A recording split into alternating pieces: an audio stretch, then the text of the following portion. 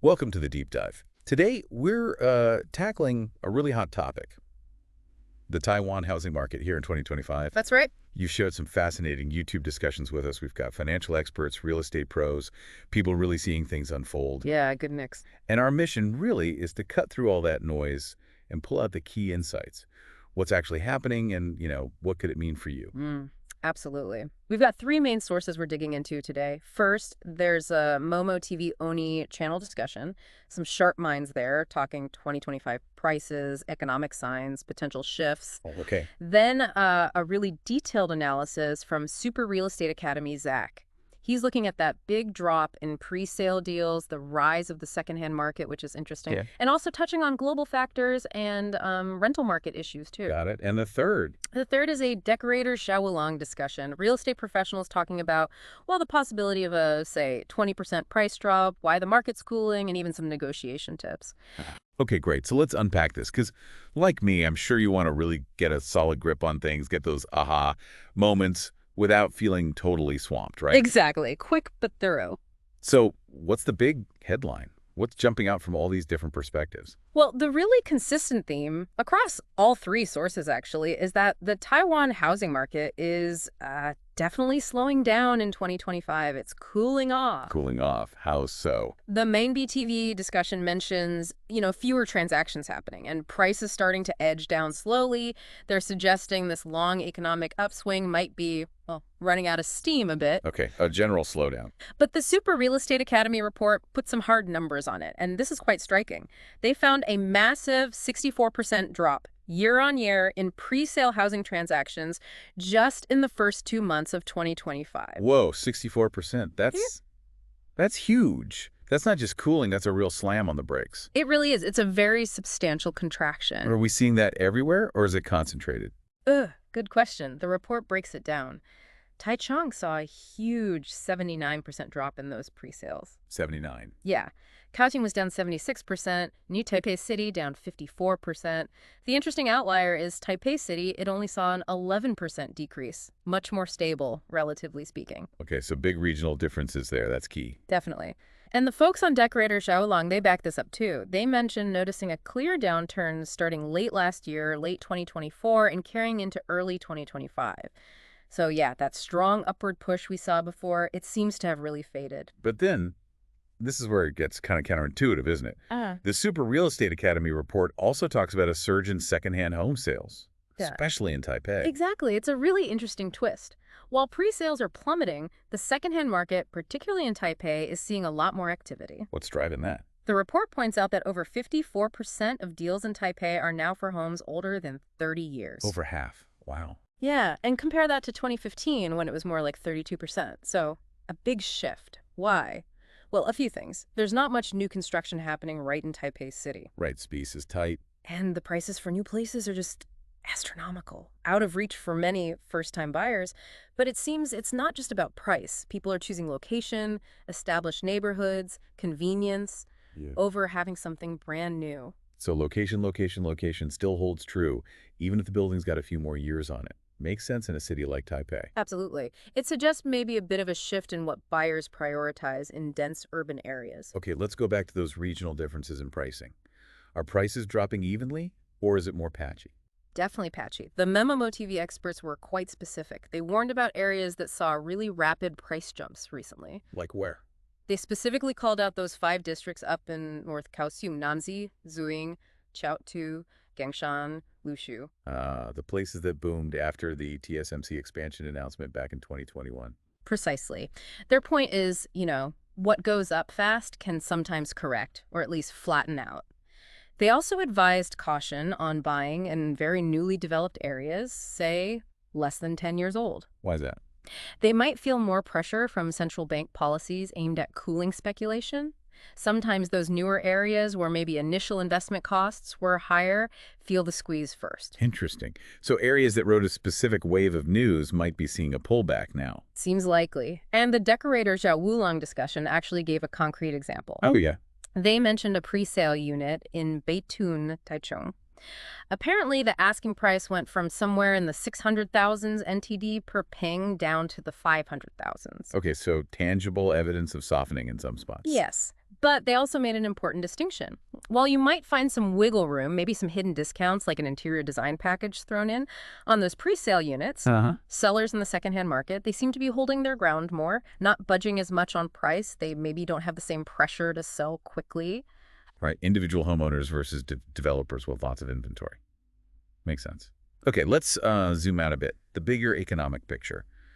Super Real Estate Academy mentioned international factors, currency stuff. Absolutely. That's becoming a really big part of the story now. Yeah. Their earlier report mentioned things like, talk of renewed tariffs, shaky stock markets, stuff that makes buyers understandably nervous and maybe makes sellers a bit more willing to deal. Standard economic jitters. Right.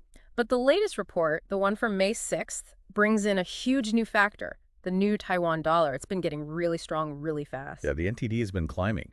What's behind that, and how does it connect to housing? Well, the report suggests a few drivers. There's expectation the U.S. might want to shrink the interest rate difference with Taiwan. There's talk the U.S. administration prefers a weaker dollar generally. And then you have actions by foreign investors and Taiwan's own life insurance companies. Okay. Now, this strong NTD, it's kind of a double-edged sword for the economy. House. On the one hand, it could hurt Taiwan's exporters, right? Makes their products more expensive overseas. Sure. But on the other hand, in the short term, it might actually lead to more money flowing into Taiwan, more domestic capital, and potentially lower interest rates. Ah, okay. Cool. So more money locally, cheaper borrowing costs. Yeah, They could actually prop up the housing market a bit or slow the slide. that's the potential short-term effect, yes. Lower mortgage rates could make buying seem more affordable, maybe put a cushion under prices, or at least slow down any decline. There's catch. There's a big potential catch. The Super Real Estate Academy's May report raises a flag by comparing the current situation to Japan back in 1985 with the Plaza Accord. The Plaza Accord, I remember that. That led to the massive asset bubble in Japan, didn't it? And then the lost decades. Exactly. That agreement forced the U.S. dollar down, the yen shot up, and it fueled this enormous bubble in stocks and real estate that eventually burst spectacularly, leading to prolonged economic stagnation. So the worry is a similar thing could happen here. The concern is that this rapid rise of the NTD, especially if the government responds with loose monetary policy, like keeping interest rates low, to help those exporters struggling with the strong currency. Right. That combination could inflate asset prices here, including housing, setting us up for a much harder fall later on, potentially creating a bubble and increasing the risk of a significant downturn, maybe around 2027, 2028. Why that specific time frame, 2027, 2028? What happens then? That's when the interest-only period ends for a lot of recent mortgages. Think about the New Youth Anju Loan Program, for instance. Ah, the government program helping younger buyers. Yes. Many of those loans have an initial period, maybe 3 to 5 years, where you only pay the interest, not the principal, makes the initial payments lower. Okay. But when that period ends, around 2027 or 2028 for many borrowers who got in recently, their monthly payments suddenly jump up because now they have to pay back the principal too. Ouch. That could be a shock for household budgets. It could indeed. It might cause financial stress for a lot of people and potentially, lead to more defaults or forced sales if the economy isn't strong then. It's a potential pressure point building up. Definitely something to watch. Now, you mentioned earlier that one of the reports touched on the rental market, too.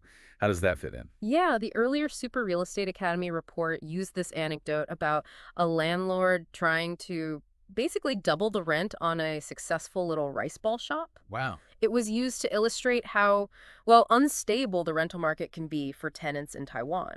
Compared to places like Japan, which have stronger laws protecting tenants, requiring proper reasons for eviction, regulating rent hikes, Taiwan's protections are often seen as weaker. So less security for renters. Exactly. And I'm sure many listening who rented here can relate to that feeling. The worry about sudden huge rent increases or just being told you have to move out, that lack of security, that precariousness, it really fuels the strong desire most people in Taiwan have to own their own home. It provides stability the rental market often doesn't. Precisely. Owning is seen as a way to gain control and security. Okay, so we've got this complex mix. A cooling market overall, but a surprisingly strong secondhand sector. Regional hotspots potentially cooling faster, big currency shifts causing short-term ripples but long-term worries, and this underlying rental instability. Given all that, what are the experts actually advising people? What should you do if you're thinking of buying or selling now? Well, the advice kind of splits depending on whether you're looking to buy or sell. The pros on Decorator Show Willing felt that this current climate, it might actually be a decent time for buyers to negotiate. Oh, really? Yeah, especially on those pre-sale units. Developers might be feeling the slowdown, needing to shift inventory, so you might get a better price or some added perks. Okay, so buyers might have some leverage on new builds. What about sellers? Super Real Estate Academies, Zach had some advice there. He suggested that sellers might want to think about listing sooner rather than later. Why the urgency? His reasoning is that this current period, where the strong NTD might be temporarily supporting prices or slowing the decline, well, it might not last.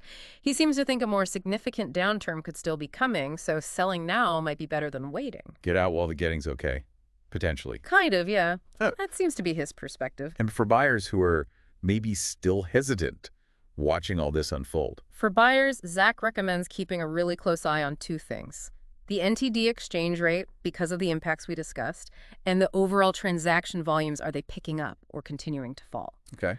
But his core advice, the advice he apparently always gives, remains the same. Buy if you have a genuine urgent need for a home. Buy if you find a place that's truly unique and you just love it. And the big one, make absolutely sure your total mortgage payment, principal and interest, won't be more than 1/3 of your monthly income. Regardless of market buzz. Exactly. Focus on your personal situation and affordability, not trying to perfectly time the market ups and downs, which is, let's face it, incredibly difficult, if not impossible. Sound advice. Okay, let's try and pull all this together then. For you, listening in, the main things to take away seem to be: yes, the Taiwan housing market in 2025 is cooling, no doubt about it. Pre-sales have taken a big hit. Definitely. But the secondhand market, especially in Taipei, is showing surprising life, driven by location preferences and affordability issues with new builds. That's a key dynamic. We're seeing regional differences play out. Areas that boomed might be slowing more. And while prices are adjusting here and there, it's not some uniform crash, at least not yet. No, it's more nuanced than that. And then there's this huge factor of the strengthening new Taiwan dollar. It's complicated. It might offer some short-term support, maybe lower interest rates, more local cash. But it also casts this shadow, these longer-term worries about export competitiveness and, crucially, the risk of an asset bubble forming, especially looking ahead a few years. Right. And underneath it all, the somewhat shaky rental market keeps pushing people towards wanting the security of ownership. It really does. All these factors are interconnected, aren't they? It's not just one thing driving the market. It's this complex interplay, the strong NTD seeming like potentially good news for mortgages short term, but raising those bigger economic questions long term. It's fascinating. It really is. And it leads us to a final thought, something for you to really chew on. Given those historical parallels, like Japan and the Plaza Accord, and the potential for, say, interest rate policy to react to this strong NTD in ways that might help exporters but fuel asset prices, could we be in a situation where the market looks relatively stable now in the short term, but is actually building up bigger risks underneath the surface for later on? So the provocative thought is, beyond just watching those headline price numbers, what other signals, maybe currency movements, maybe loan data, maybe policy shifts, should you, as someone trying to stay informed, be paying really close attention to in the months ahead as this whole picture continues to evolve? That's the key question, isn't it? What are the leading indicators to watch? Definitely some food for thought there. Thanks for diving deep with us today on this complex